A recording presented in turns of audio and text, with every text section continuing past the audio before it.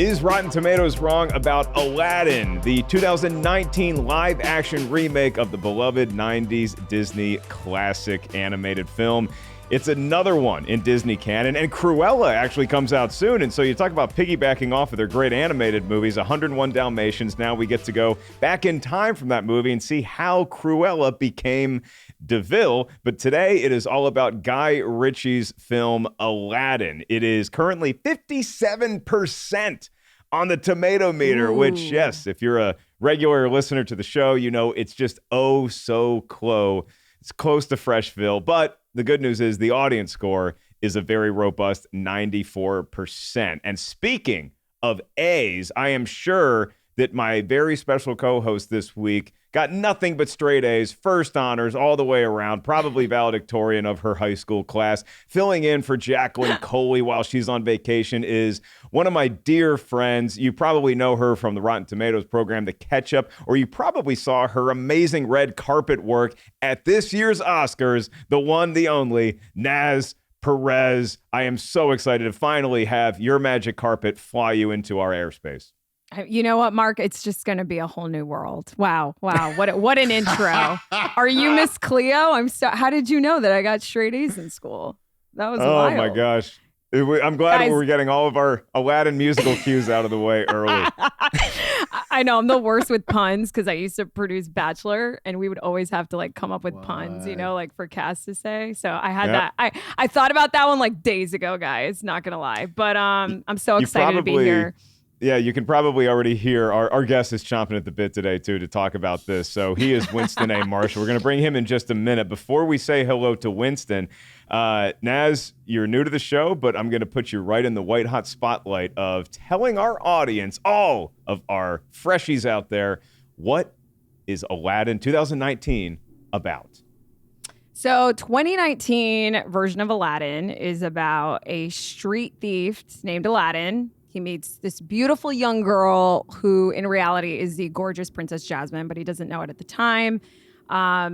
He sort of becomes desperate to win her heart and fall in love with her. And while he's sort of on that quest, he comes across a lamp and a genie, and he becomes really close friends with this powerful genie.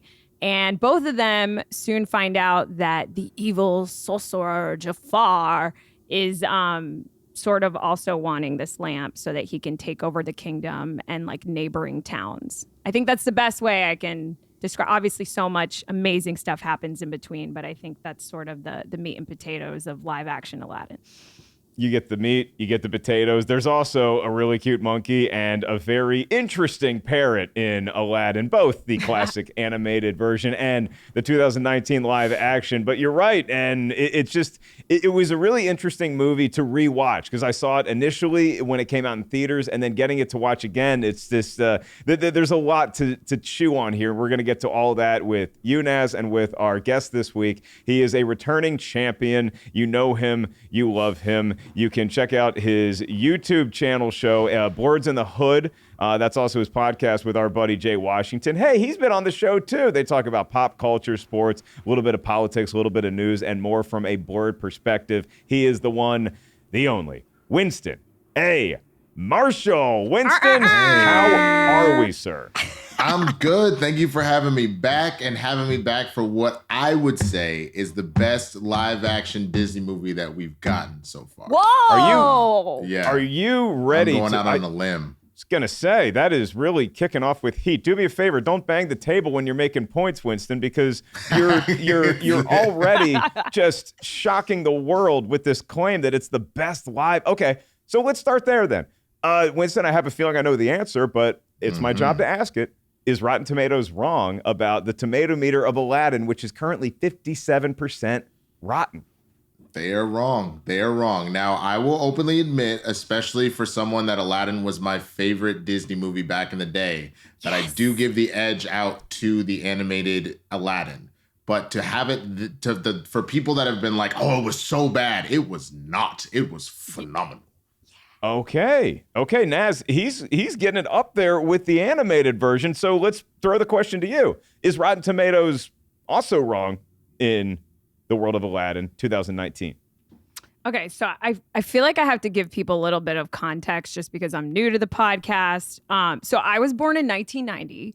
So the first 10 years of my life spent on this earth, like orbiting in space, was spent in the Disney Renaissance era. I was also raised in Florida. So one, I'm weird, but two, I had such close proximity to Disney World, meaning like literally it's just ingrained in like every fiber of my being. Also, my straight father, who I know Lucy's like listening right now, and she like, we always joke about my dad.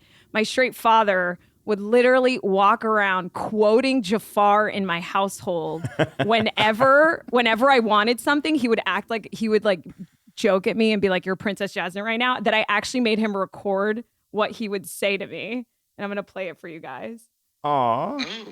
Oh dear, how frightfully upsetting. So he would literally walk around the house and be like, "Oh, Princess Jasmine, how frightfully upsetting." So I just want to give you guys context on like how much Aladdin means to me. And this is, I think, crucial information for anyone that grew up in the 90s, because these weren't really just films. They quite frankly like built a lot of my psyche and the lens in which I view the world.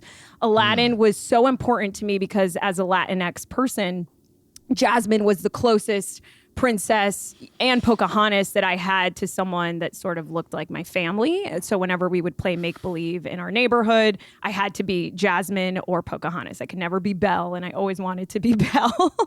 And also, Aladdin was one of the only films in that Renaissance era where the guy was sort of pining for the woman.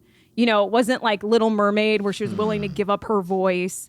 It wasn't Cinderella where, you know, women were dying to try on a size 6 just to make it fit so they can get married. You know, but Aladdin was like this handsome, and we got to see his abs. I mean, it's great that they added a shirt now, but like, you know, he was a zaddy. And so I just want everyone to know that this film sort of slaps differently for me. I also loved Return of Jafar, the direct-to-video sequel. I watched all 80-plus episodes of the television series, and then Aladdin and the King of Thieves, which was sort of the finale, which Robin Williams came back for. So to make a long story long, you know, I'm not a critic. I'm someone that goes to the movies to just like enjoy films. I'm willing to sort of ignore the technical bad things about a movie, and I'm just more focused on how much I enjoy it. So I think Rotten Tomatoes was wrong. And I think this definitely should have been fresh, not certified fresh, but at least 65 to 70% for me. And I think it says a lot that the audience score was 94 for this one. I agree. Okay. So, yeah, Winston seems firmly in line with that audience score number. And then Naz is getting the movie to fresh. And I am not going to be a Debbie Downer here, but I do think Rotten Tomatoes is correct with this score, because I feel like this movie pulled off things that I did not think it could pull off very well. But then there's other things that just seem like givens that I just feel like it failed at executing. And that is why I think 57%, it is so close. And I would not begrudge the movie a fresh rating at like 60 or 61%. But I feel like 57% is right in that wheelhouse of accurate for Aladdin. And so we're going to talk about Will Smith's Genie. We're going to talk about the love story. We're going to talk about the translation of animated films into live action and where this one may rank. We already know how Winston feels about it. Going to get to all that stuff and some fun behind the scenes gags too here on the show. But before we do any of that, we are going to get kicked off with our segment featuring Tim Ryan, the expert review curation manager here at Rotten Tomatoes, for our own Producy Lucy, who's returning next week, I hear, singing to Tim.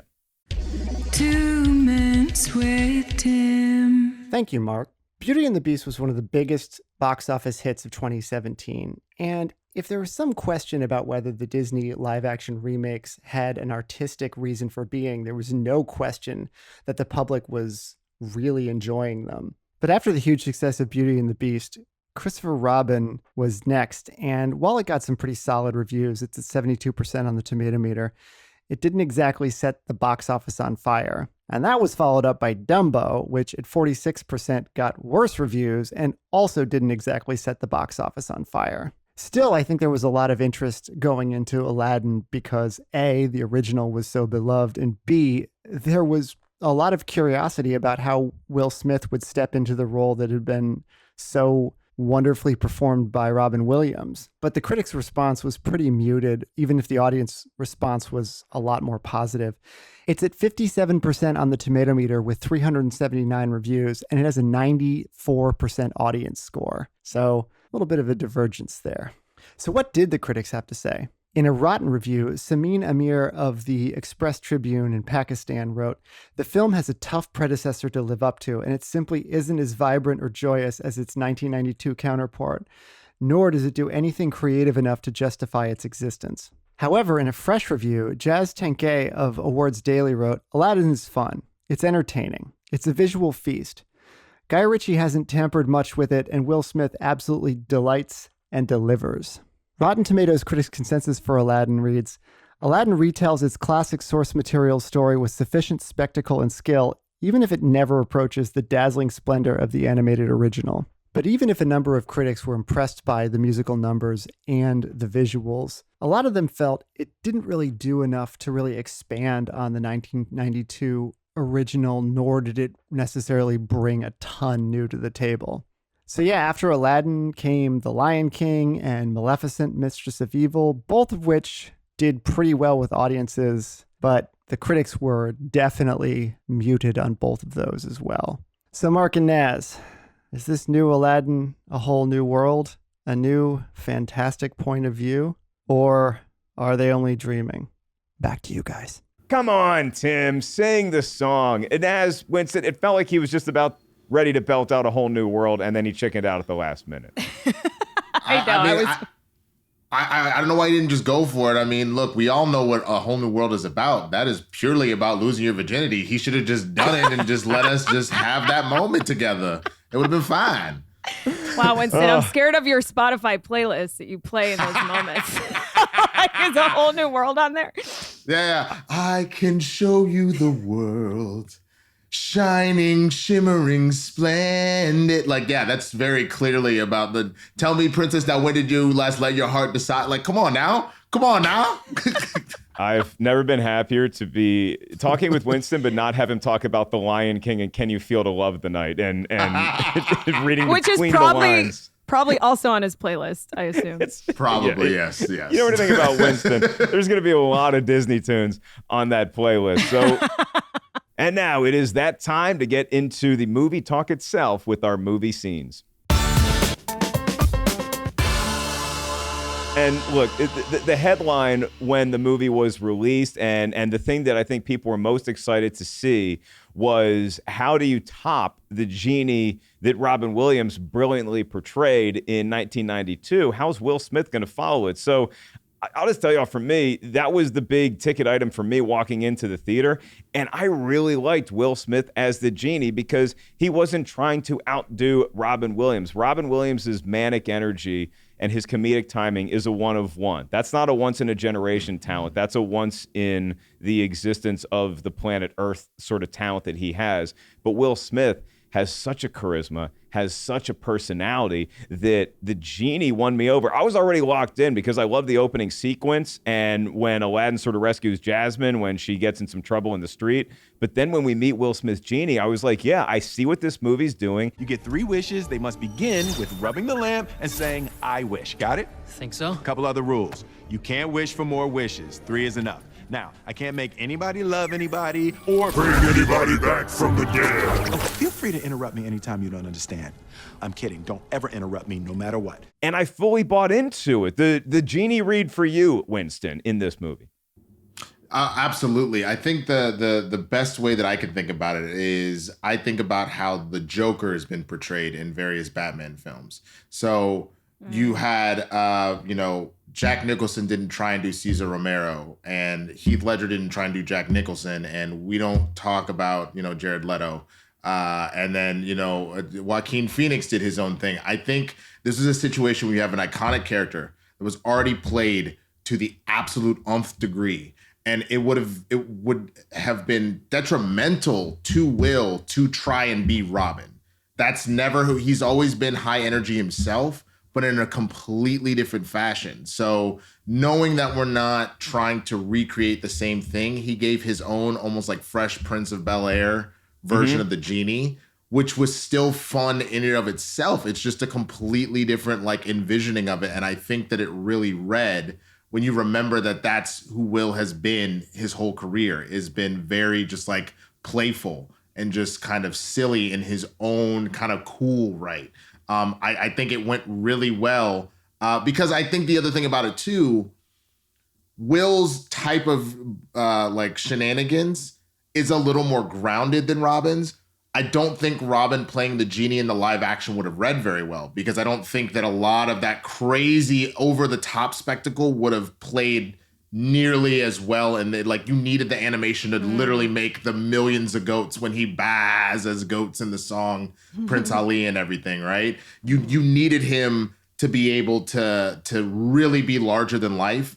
And Will does that, but just in a more grounded way, if that kind of makes sense. And he does a lot of singing and dancing, too, and he pulls it off because we know him not just as a movie star and the Fresh Prince, but also as a very accomplished musician and hip-hop artist. So he can do a variety of things, and his Genie showed that. Naz, when you walked in, did you have apprehension that there's no way this Genie can live up to Robin, or were you excited because it's Will Smith, and we all love Will Smith?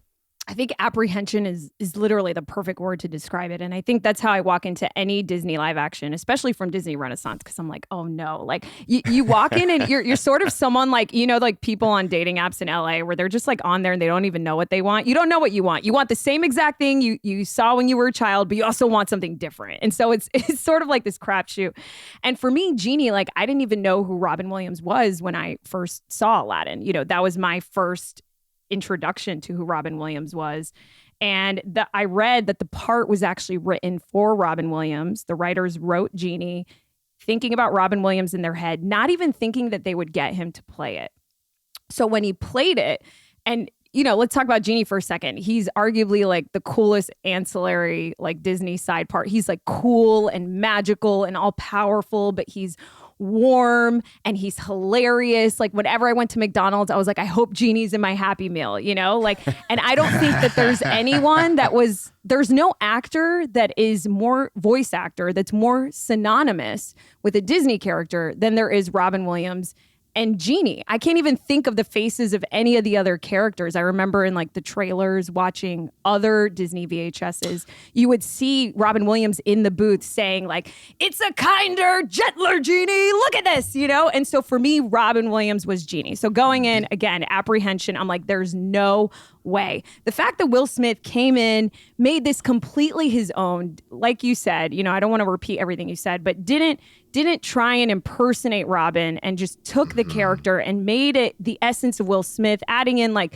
even through the music, the hip hop, you know, the beat breaks, and even the jokes were Will, you know, when Aladdin teases him about his top knot and he's like, that's my little cherry on top. You know, I'm like, that is something Will Smith would say. So Will really comes out in this. And the fact that you can walk out of the film and all three of us agree that Will did a great Genie, when that is arguably the hardest thing this film had to achieve, for me, that is sole reason alone this film should not be rotten. I do have one thing I want to interject. I agree with 99% of what you said. The only one is, I think the only person that is on equal footing that their voice is super tied to a Disney character, which is why I was sad that the character didn't make it into live adaptation, is Eddie Murphy as Mushu. Oh, yes, you're right. That is right. So smart. This not all you. This not all your cow. Like, I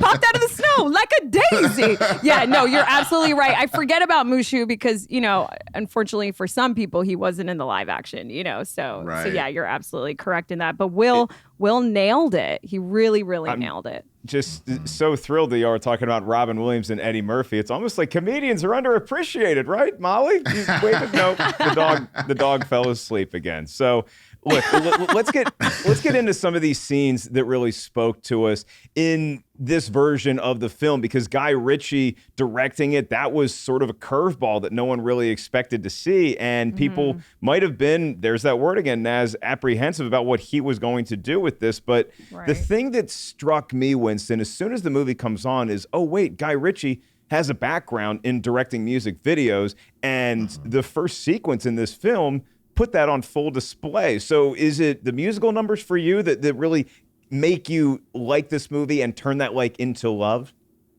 1,000%. I mean, we're going to talk about, the added song that was put into an original song for this adaptation. But I immediately think of how all of the songs did feel like either action, like Guy Ritchie action sequence like videos. Yep. Like when you get to One Jump, and that how that is like a parkour music video, which is kind of cool. And then how Friend Like Me literally felt like every Kanye West like tour we've ever seen, like with all the different Genie and how that's all coming through and whatnot. Even how Speechless, he kind of gives us like this weird, like almost time travel matrix, like Inception, like the guards are dissolving into sand. Like there's just all these little elements that Guy Ritchie brought in, including, and probably my favorite, when Aladdin gets kicked off the cliff and he's flipping backwards and we get a slow-mo and I was like, yeah, this is 1,000% a Guy Ritchie film. I got so nervous during that part because I thought it was going to be like Back to the Future 2, where he knew the magic carpet was just right there, ready for him to fall back on. But nope. It's the cold ocean. And yeah. The magic carpet isn't in time. And I'm like, what are we doing with this guy? Am I going to walk out of the theater singing and dancing or weeping? Naz, the musical number that you loved the most, is that one of the highlights of this movie for you as well? Yeah, I mean, I saw this in theaters opening weekend, and that's the moment where everyone's clapping, people are dancing. What was so cool, so my favorite scene is, the Prince Ali number. And for me, why this was most exciting is because, and Winston, unless you can correct me because I just forgot about Mushu, so maybe I'm forgetting about something else. But for me, it was the first big musical number from this era of Disney films that was going to have real people in it, because Be My Guest was mainly CGI. The Jungle Book, I think King of the Jungle, Louis' song in that, that movie wasn't really a musical. So I was like, how is this going to come alive with real people? That's what I was most excited, most nervous to see play out.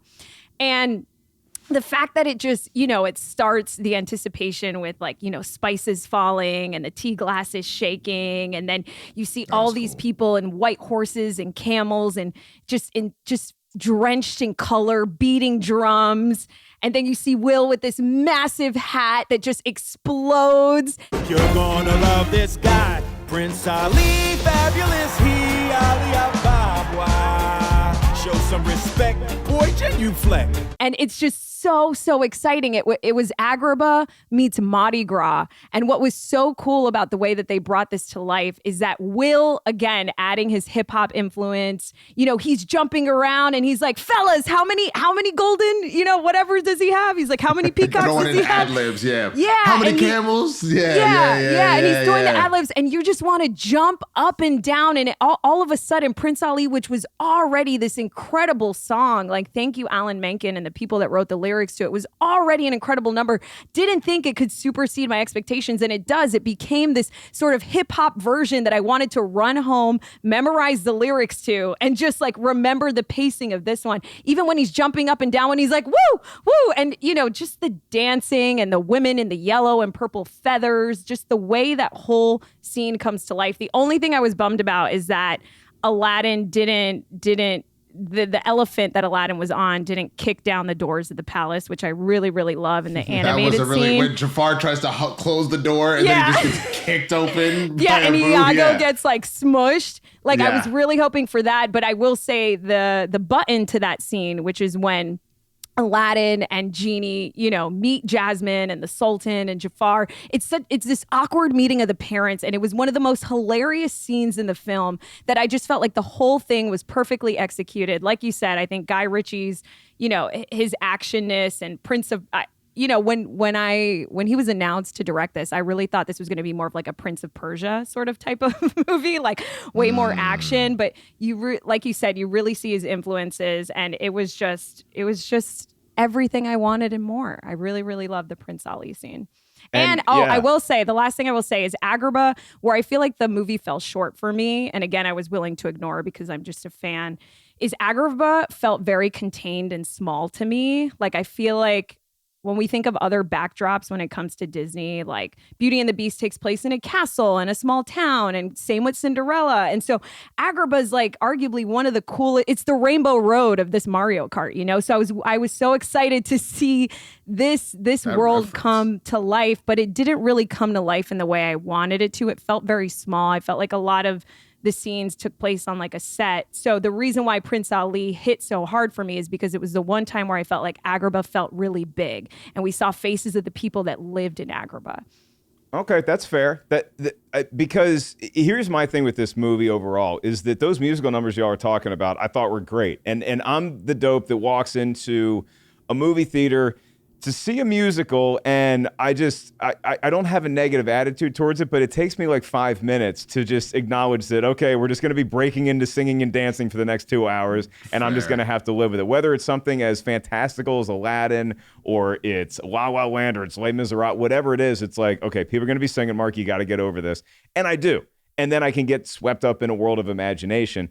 And that happened with Aladdin right off the bat, but it's those strands that are tying those epic pieces together that, for whatever reason, fell a little flat for me. And that's what I meant when, at the top of the show, I said that I thought the stuff that was easy to execute sort of came off a little rough. And the movie is well over 2 hours, and I felt like this could have been such a shorter piece.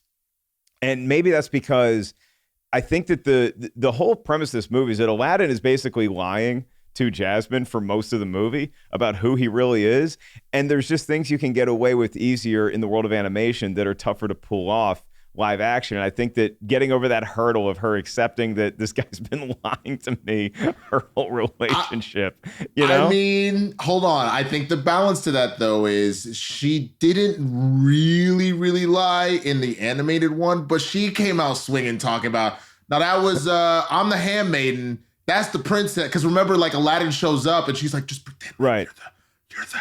So I think what we actually got as the setup here is, oh, y'all both some lying scumbags. Y'all are perfect for each other. So, of course, when we get to the end and y'all got to tell the truth, it all just checks out. It's like, oh, you a liar too? Wow, this is going to work out perfectly. Yeah, we just pinky swear we're never going to lie again. But it had nothing to do with the performances, though, because I thought Mana Massoud and Naomi Scott were great. And Marwan Kenzari as Jafar was epic. And I also loved both Abu and Iago. I thought that those were just great characters, and you wonder how that's going to be in a live action setting. And I thought that the real life actors played off of them marvelously. And so there is, I was surprised at how much there was to like in this movie. I even like the little opening number that Will does when he's just on the boat singing for the kids. Like, I thought that was just a really cool sort of, it was almost like that was the litmus test. It's like, hey, we're going to be doing a lot more of this on a much bigger scale. That was our warm-up. If this movie is going to the gym,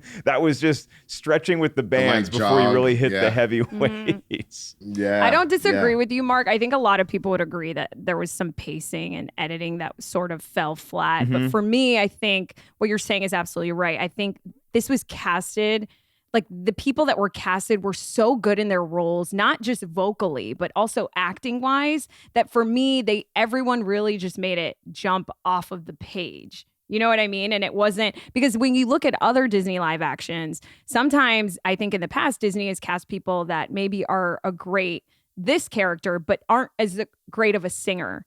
And so we all know, you know, they went through a lot to try and like cast this film. But I think at the end of the day, they found people that could act and also sing and dance, which to me was like the home run. And Will Smith as pretty much taking his Genie.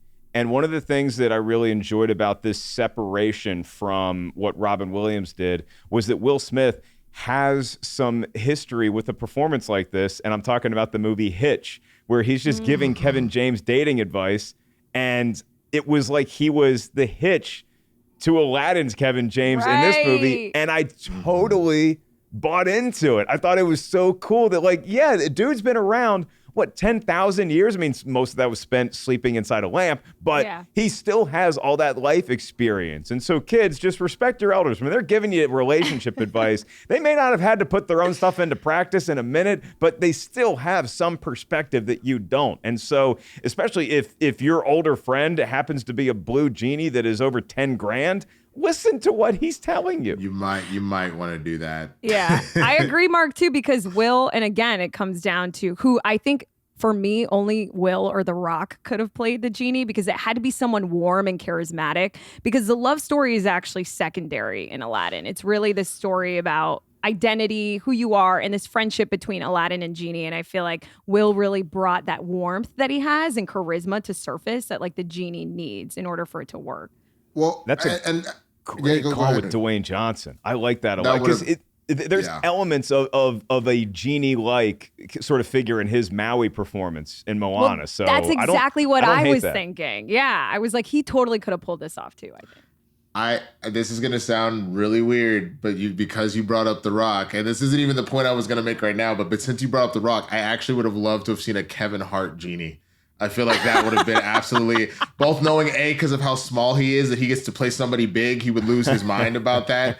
But if you wanted a similar manic energy to Robin Williams, it would have been the same but different, as far as he's just always screaming and he's always just a lot. I feel like that would have been really funny too. Wait, guys, I know we're going to talk about sequels later, but now that you both have spoken, Mark, I feel like the sequel should either be a Hitch Genie sequel, or maybe the three of us start a Genie multiverse. Oh my God. These different, how cool would that be, where there's like these different lamps in different parts of the world, and it's like Kevin Hart gets to be Genie, The Rock gets to be Genie, Issa Rae gets to be Genie. I would love and Issa Rae Genie would be great. And you talk about having some experience in the world of relationships and dating. Issa Rae's Genie can tell you a lot about dudes and the facade they put on and who they actually are. That's all I want. If there's an Aladdin sequel, all I want is just one scene in like the Genie green room, where it's just a bunch of genies hanging out, waiting for their lamp to get rubbed, and they're just all talking and chewing the fat and going back and forth. Put your Kevin Hart Genie in there, put The Rock's Genie in there, but Will Smith's Genie, they make another Aladdin, come on back to us. And we're going to get into that in just a second. I want to close up this movie scene segment with thinking about this in comparison to the other live action Disney flicks. Winston, you said that you think this is far and away the best live action adaptation that Disney has yet done. For a couple of reasons. I mean, one, again, if we've already kind of talked about musical numbers. I didn't really go into Friend Like Me or Speechless. But Friend Like Me, again, Will giving his own take on it instead of trying to do a cookie cutter exact same thing. To add Speechless and to give Jasmine her own agency. Mm-hmm. That it's not just, I'm tired of these men that are trash trying to court me, but to take it a step further and be like, yes, I'm your only child, but I've proven that I'm more than worthy enough to become Sultan. And I prefer this ending of you are the Sultan and you can do whatever you want with the law and you can marry who you want, versus the Sultan being like, I'm gonna give you what you want, girl. You want this man? I'm gonna rewrite it because I'm the Sultan. Like he was like, no, you have proven that you are more than a worthy heir and a better ruler probably than I was. And so to change that, where you don't change the core of the story, but you give more depth to somebody that is equally as important as Aladdin is to the film, that to me, if you're gonna do a remake, you want it to be better than what you did before, and that to me is going out on a limb to improve the story than what it already was. All right, 1,000%. Just so we have your perspective, what would you say this unsat as the best Disney live action adaptation? So what's your number 2 ranked one? I'd say it doesn't necessarily count as an adaptation as much as it's like a side story. I would say Maleficent would fair. Be like right there. And then after that would probably be Beauty and the Beast, and then Lion King, and then we don't talk about Dumbo. And then Mulan is fine. Mulan is fine. It's very different. I didn't like that you took one of my favorite movies and its musical numbers and you stripped them. I get you're going for a different tone, but what made Mulan so great is not just the empowerment story, but the music in that movie is phenomenal. So that's why it took a hit for me. Big hurdle to get over in the world of live action is going so far away from not necessarily the source story, but at least what we saw in the late 90s Disney movies. So, Naz, I want to put that same question to you. Do you put Aladdin on top as your favorite Disney live action adaptation, or is there something else occupying the number one spot? You know what? It wasn't... I think I'm with Winston. I think it is my favorite right now. Hercules is like my number one. I think is the most underrated Disney. So I'm really amped and terrified to see what Russo brothers will do with that. Beauty and the Beast is also one of my favorites, and I really didn't like the live action, which made me really, really sad. So I think Aladdin is number one exactly for what Winston was saying. I think it was because we always ask ourselves, was this necessary? And I think to make Jasmine a fully realized character, like I was telling you guys, to see this character, a woman who didn't have any songs, barely had, any lines. She only sings in like A Whole New World in the animated version. And to give her this extended storyline, which is why the movie being long wasn't an issue for me, because it kept the heart and the core of the original story, but gave so much more to Jasmine that I think is so important. And I think we all have to take a step back and think, who is this movie for, right? We could say it's for us, but it also is really for kids right now that are watching it. And her wanting to be Sultan wasn't far-fetched for me. It wasn't thrown in your face. Right. To me, it was like a duh. Of course she wants to be Sultan. And they answered a lot of different plot holes too. One, why was Jasmine always in the palace? It's because her mother was murdered. And so she's now in this palace. She has the maps. She's studying. She's educating herself. She loves the people like her mom does. It all just made sense to me, and it fits so perfectly. And it made me think back to how sad it was, because at the time, watching Jasmine want to marry for love and not just marry for an heir to be Sultan was progressive at that time. You know what I mean? that was progressive at that time. Yeah. So it's just, as a woman watching it, and it did so much for me in that sense. It also answered other plot holes. Like, for example, they poke fun at things like Will Smith says when Aladdin turns into Prince Ali, he's like, well, isn't she going to recognize me? And Genie's like, well, that's part of the genie magic. And you're like, okay, that's answered. So what do you think? I like it. Of course you like it, boy. I made it. I think that's me. Strictly speaking, it's me. I mean, I did most of the work. You was just standing there. But I hear you. But won't people recognize me? Nobody will recognize you. That's how genie magic works. People see what they're told to see. Right. Jafar's ambition, that he isn't just some generic bad guy, that he's like, I spent my life as a street rat and being treated like crap. I will never be the weakest person in the room. You're either the most powerful in the room or you don't matter. So it makes sense why he's doing that. And then also adding in this handmaiden for someone for Jasmine to have her own wise counsel, the same way that Aladdin has the genie. Right. And not just talk to a tiger. Not just talk to a tiger. Exactly. And her dad, Winston, too. So much more substance. I remember watching the animated and I was like, how is this guy running a country? I'm like, I don't get it. Like, but now he's serious, and he has also different motivation. That tiger looked cool though. That tiger looked really good. Even on my TV at home, the tiger, Guy Ritchie, you crushed it with the tiger. And Carol Baskin approved. It's almost like Disney knows that they're probably going to do backstories to a lot of their villains because of the success of Maleficent and, in all probability, Cruella, because it's getting great reviews so far. And so just seeing Jafar in a slightly different light, where you're not feeling sympathy for him, but you understand his perspective at least, I thought was an interesting thing to incorporate. Does nobody else remember the Cinderella live action movie that came out in like 2000? Well, I was going to say, so Jungle Book and Cinderella are, I think Lily James slayed Cate Blanchett. Like that was probably the best up until Jungle Book and Aladdin for me personally. Jungle Book is still my GOAT, and for no other reason because I thought it was better than the Lion King live action, which we put in quotes. But the Jungle Book, I mean, I'm always going to respond more to talking animals than I am humans. That's just how I'm operating. So the Jungle Book really impressed me and just gave me so much more into that world that I loved as a kid, because Jungle Book was one of my favorite Disney movies when I was growing up back in the 1920s. So let's move into our next segment called Behind the Scenes, and I believe we get more music.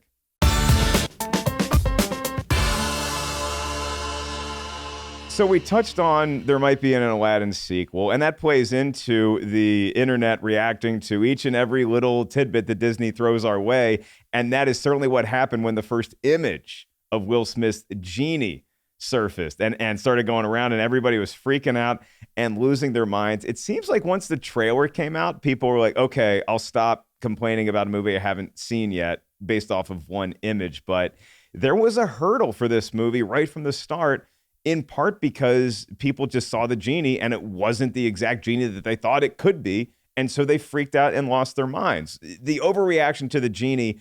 Naz, how did you feel when you first saw the very first image of Will Smith as a Genie? I want to read this tweet I pulled because I feel like it totally encapsulates how many people were feeling. Someone on Twitter said, Will Smith as a Genie looks like what one of those kids from the 90s Fruit Gushers commercials would look like if they never found a cure for their fruit curse. I remember that tweet. And I remember being like, oh no, but also I've seen enough movies and I trust Disney enough to know that Genie's a majestic, magical creature. He's someone you have to see in motion. And it honestly didn't freak me out as much as I thought it was going to. And of course, in the film, and once that 30-second teaser came out, everyone was like, oh, this is amazing.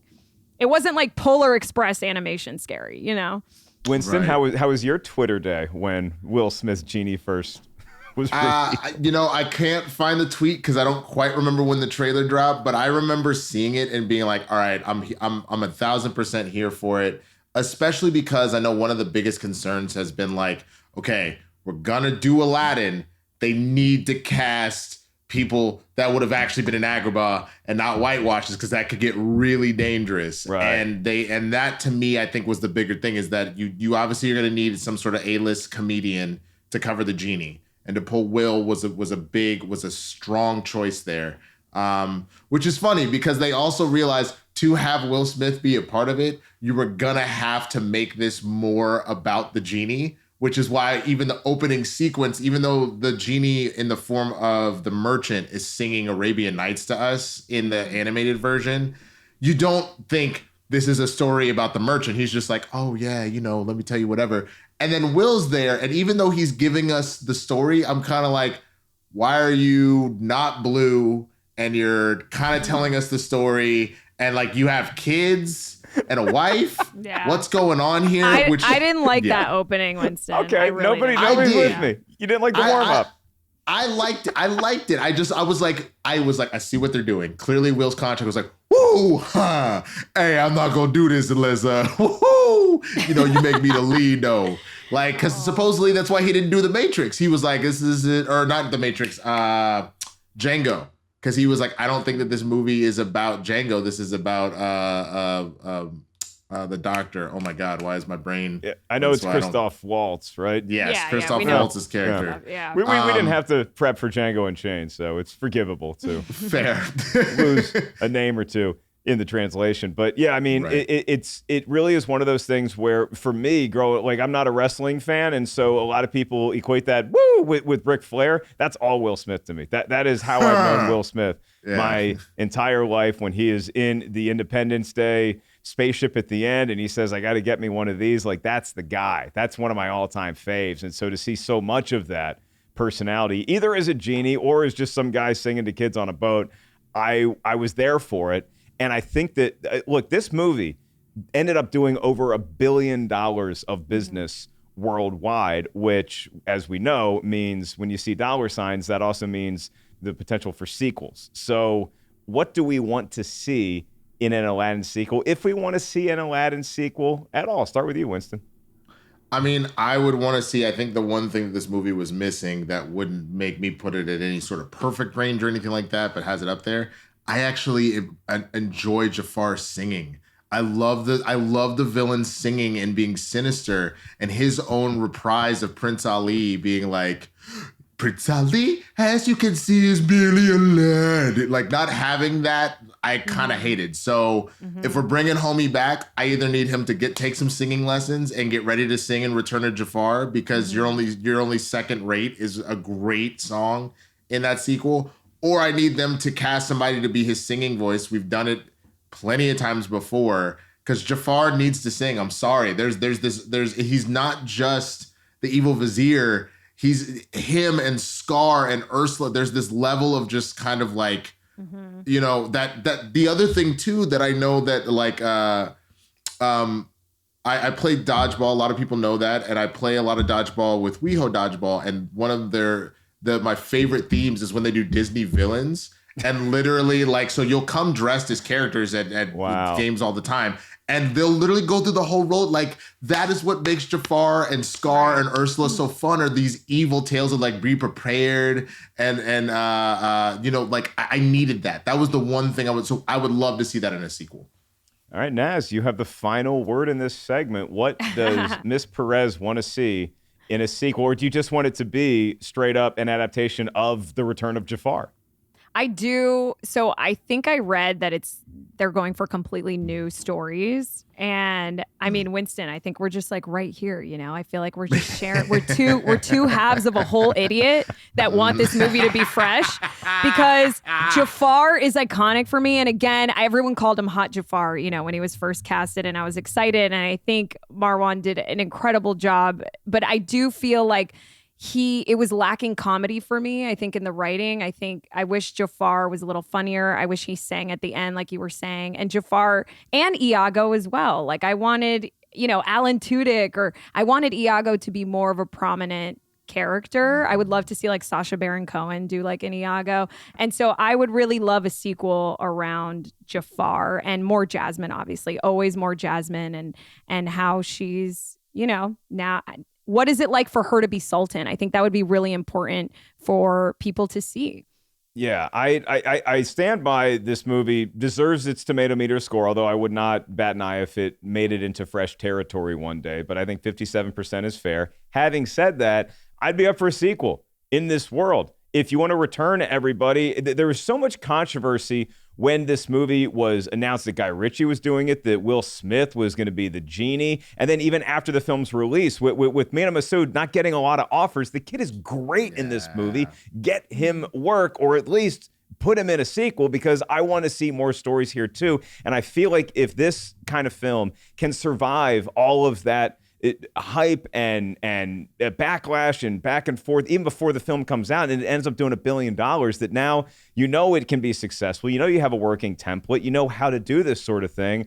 I'd be up for another trip to the world of Aladdin, and that also is going to be where my fun little trivia question comes from, in a way. We're going to get to that in just a sec, and we're going to start closing up shop. But first, we have a very quick mailbag. Hit the music.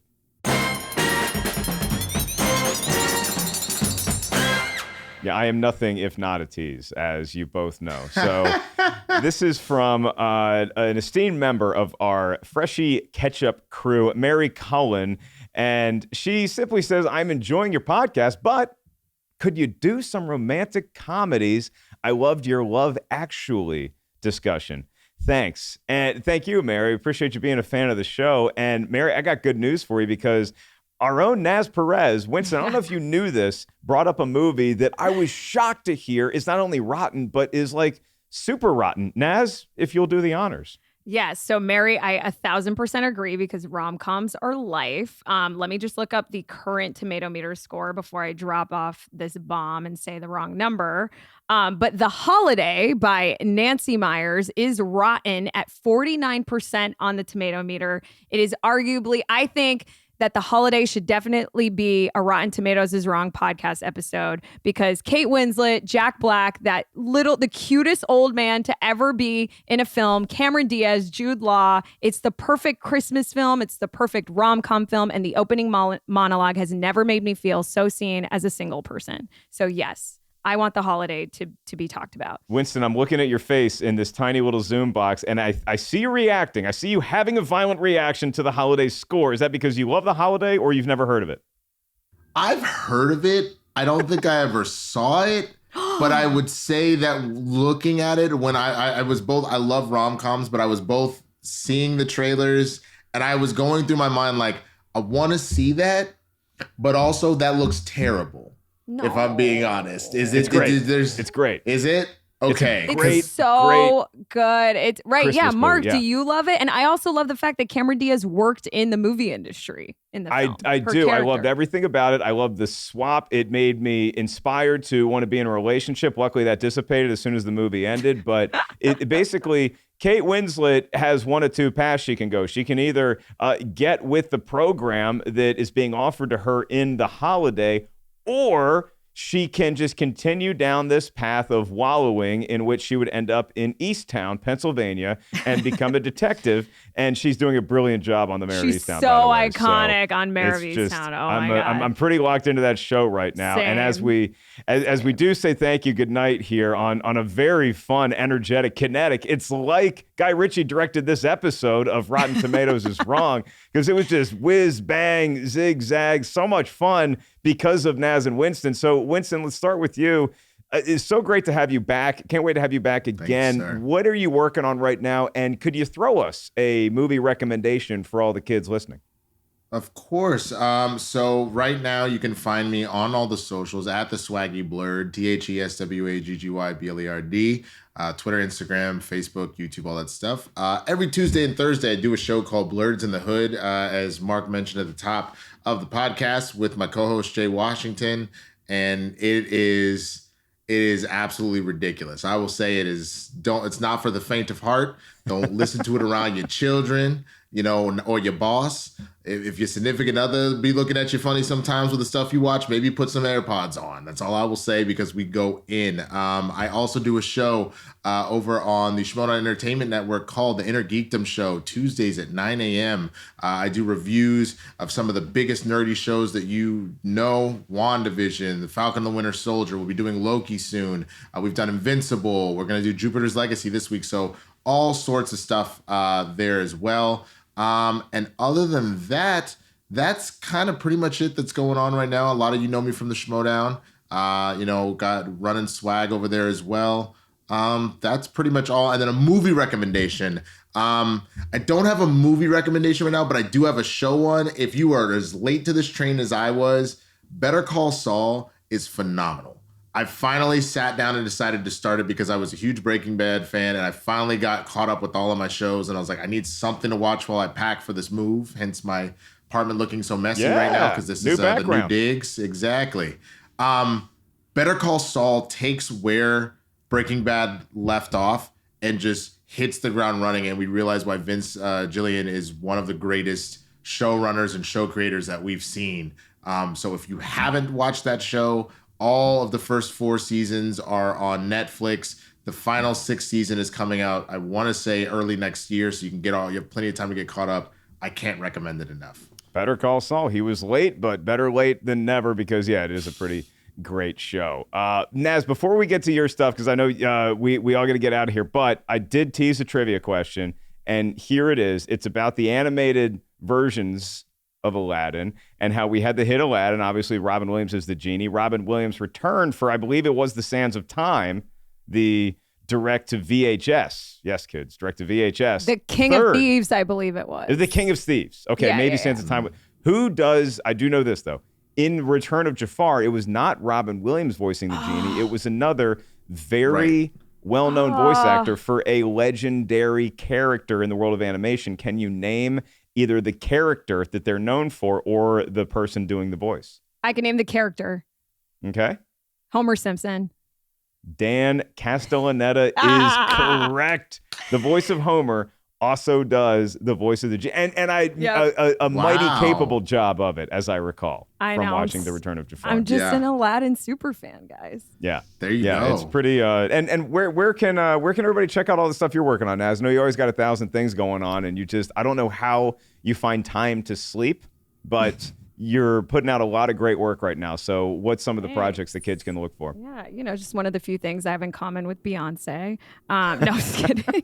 First and foremost, before I get into me, I just want to say this has been so much fun. Dream come true. Also, Winston, I'm so happy to meet you because I know you were in Sydney to the max on Disney Channel. So to break down a live action Disney film with you, because of all the reasons I explained in the first 10 minutes of the show, I'm a Disney girl. So it was really cool to be able to break down a Disney movie like this with you. Hopefully it's not the last. I am at Diamond in the Rough 24 on Instagram. No, I'm just kidding. I believed you. Jesus. No. I'm at Naz Perez on Instagram, at Naz Perez 24 on Twitter. And yeah, you guys can find me on various Rotten Tomatoes channels and shows, just like Mr. Mark Ellis here. So thanks for having me. It's been really, really fun getting all these cool opportunities courtesy of our friends at Rotten Tomatoes. And it's been great having Naz Perez sit in. I mean, you talk about following a legend. Will Smith did it with Robin Williams, and Naz has done it for this week with Jacqueline Coley, who's currently chilling on vacation. Jacqueline, we know you're listening. Thank you so much. We hope that you're back soon. I know she's going to France. She's going to Cannes Film Festival. Producing Lucy coming back soon, but I am not on an island thanks to the great team behind the scenes here, including Brian Perez and Christian Ruvalcaba. Hey, they enjoy Disney Channel movies too. So for Winston Marshall, Naz Perez, I am merely Mark Ellis, saying you can always hit us up with our email, rtiswrong@rottentomatoes.com. rtiswrong@rottentomatoes.com. You want to send us some suggestions on what we should be talking about here on Rotten Tomatoes is Wrong. As always, you can find us wherever you enjoy your podcast. And if you are listening to us on one of those platforms, please rate or review, subscribe, however it works on your platform of choice, because you're not going to want to miss next week's episode. We're talking Thor: The Dark World. We're getting back into the MCU with one that's not usually at the top of a lot of people's list, but is Thor: The Dark World really all that bad? We're going to chat about that and a whole lot more as Winston nods in approval next week. And watch Cruella that comes out May 28th, because that's going to be lit. May 28th, and I've heard nothing but great things from people I trust about it. So check out Cruella. Check us out here on Rotten Tomatoes is Wrong. For Naz and Winston, once again, Mark Ellis saying, I hope we showed you the world.